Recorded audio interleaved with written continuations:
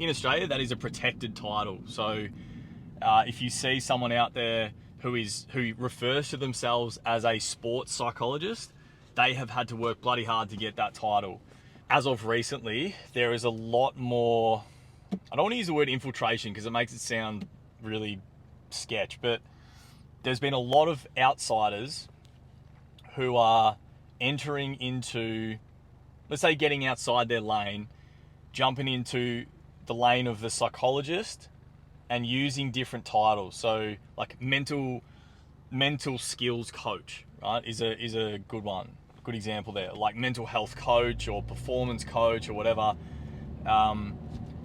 And at the forefront, I've got to say, like some of these people are unreal and they have very different perspectives on things to what we do. So going through the psychology pathway to become a registered psychologist, obviously we're going to be taught certain things in what hopefully is enough depth that we have a pretty decent understanding of the thing, but it's all based on research. So it's pure evidence-based practice that we employ. So there's no working on sort of a hunch or an intuition that like, oh, let's do this woo-woo stuff. It's not really like that. Psychology has done its best to try to be pretty sort of cut and dry with, are you applying the best evidence for this situation, for this client, all of that sort of stuff. So obviously that requires a very broad knowledge in different areas. And some psychologists are going to be very, very skilled in one specific area. I know the ones that have been around for many, many, many years are very, very skilled and experienced across multiple dimensions. So anyway, so back to this mental health coach thing. If you're you want to call yourself a mental skills coach, cool.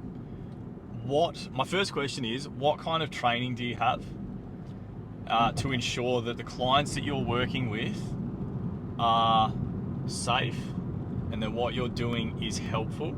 So number one rule in psychology, you learn this in undergrad, they run through it straight away. It's the same as medicine, do no harm. So client safety is number one priority.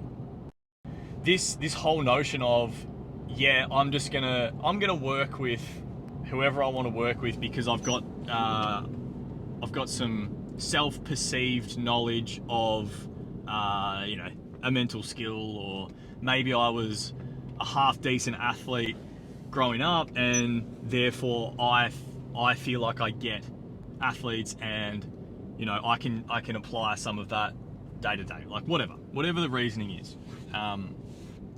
Most of the time I see, and this is not having a crack, but most of the time I see anyone who's online say there's at least one major experience that makes them kind of go, that's the thing that I want to do, right?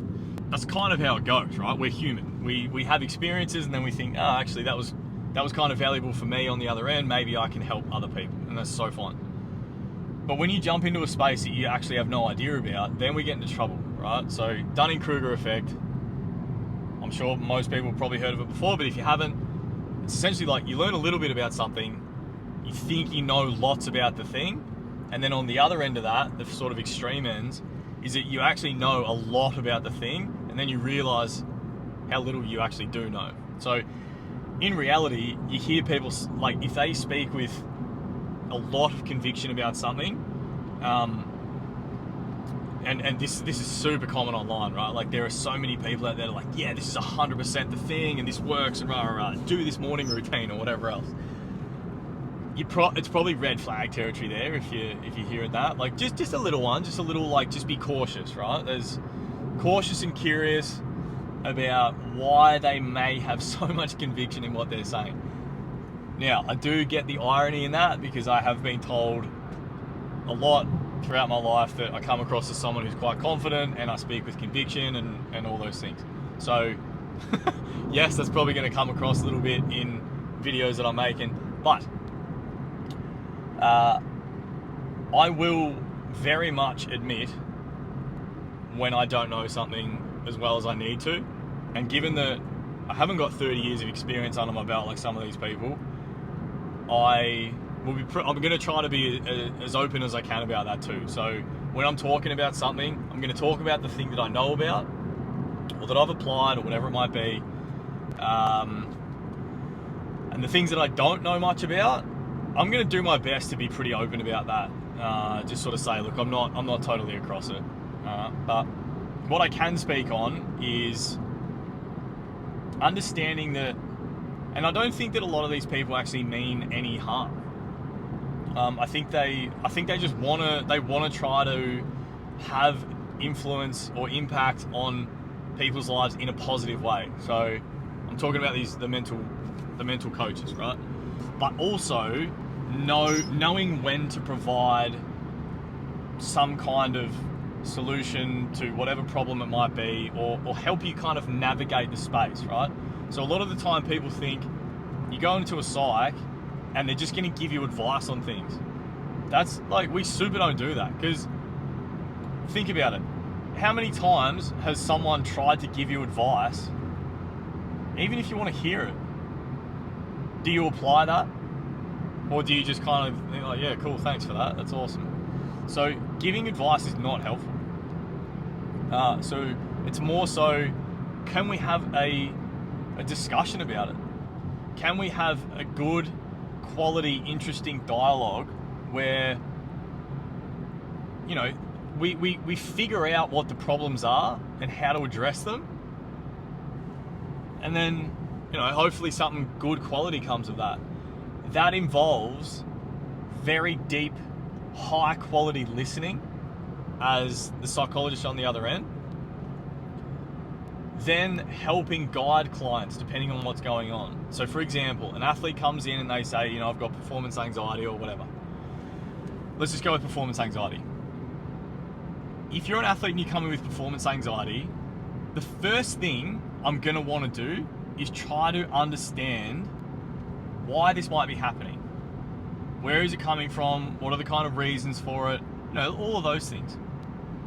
Before jumping straight into, let's fix this thing, which, you know, to be fair, was basically my, and still is to this day, kind of my automatic response to things, right? So someone says, I have a bit of an issue here, and I go, cool, let me jump in to help, right? I've had to learn to kind of hit the brakes on that a little bit. And I've gotten way better at it.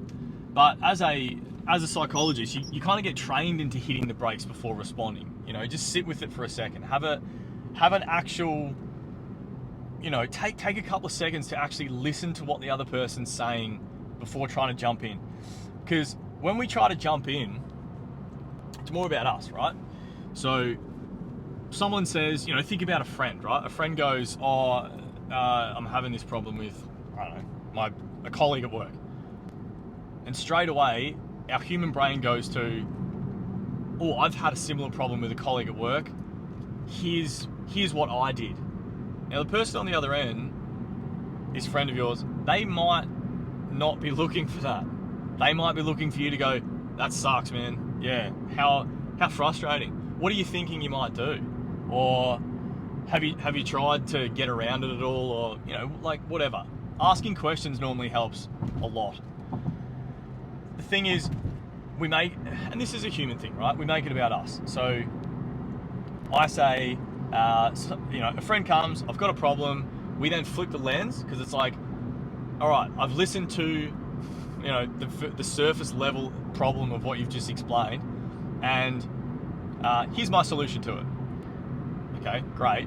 Except maybe we didn't want that straight away. Maybe we weren't ready for that. Maybe we just want you to listen while you have a dump. All right, just dump it all out, get it all off your chest, have a vent.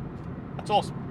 One of the things that psychology teaches us, or being a psychologist, is just ask people. Just ask. So someone, you know, a friend, right? A friend might come to you and say, oh, fucking old mate at work, he's really giving me the shits, and he's doing all these things wrong and rah rah.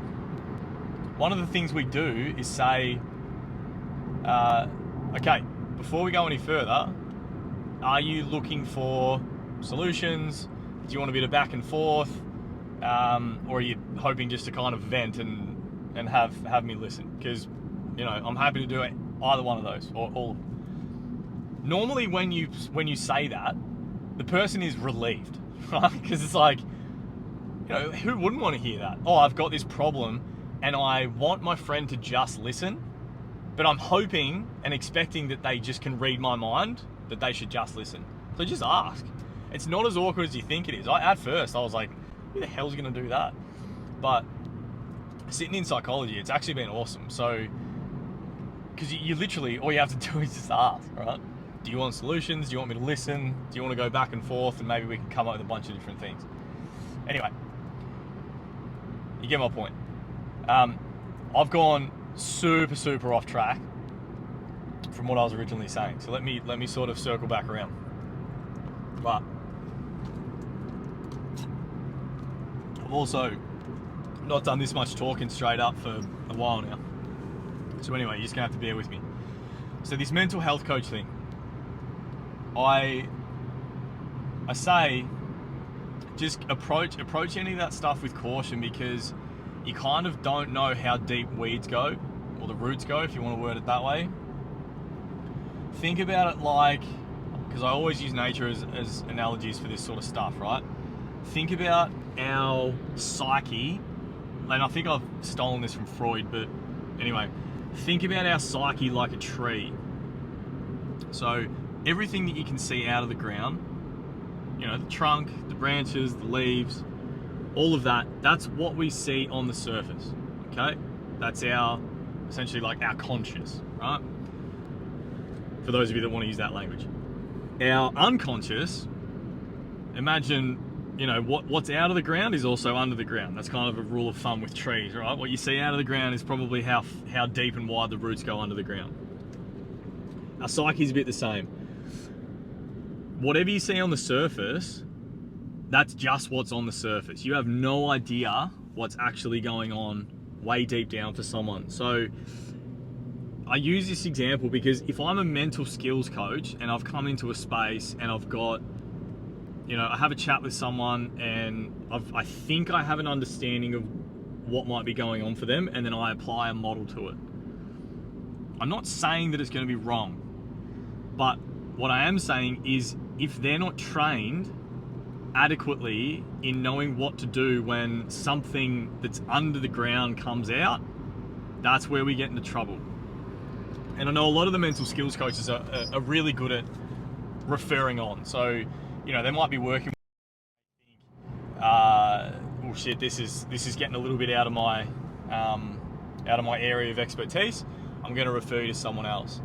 And then, you know, like I've had clients who will be working with a mental skills coach outside of working with me as well, which, you know, that's cool.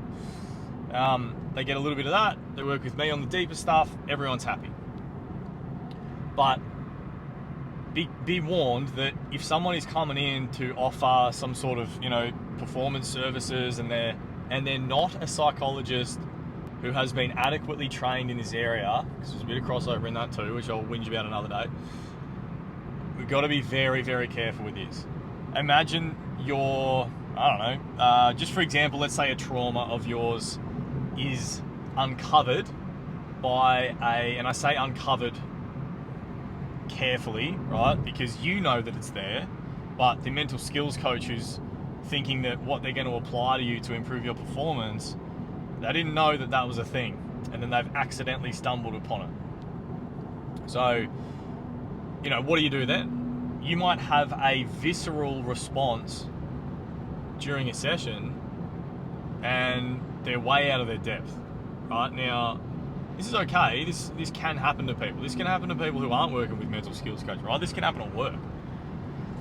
My point is, you want to ensure that you are able to be vulnerable with this person who can adequately deal with some of the most difficult things that might come up for you, and that they're very well trained in this space.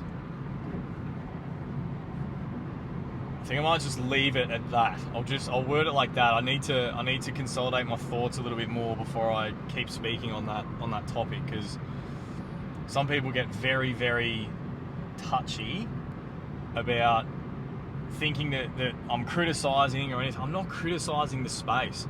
If someone wants to improve their performance in a space and they resonate with the person that is, going to offer them whatever tips or tricks they might have up their sleeve, great, like, do you. That's so fine.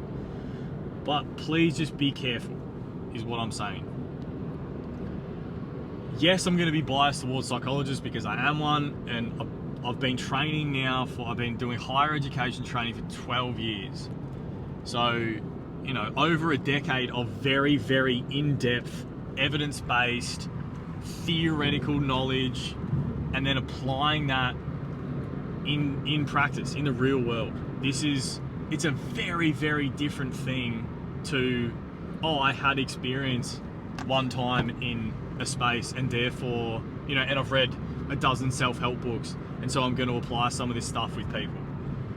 Like you've got to be so careful. Some things go way, way deeper than that.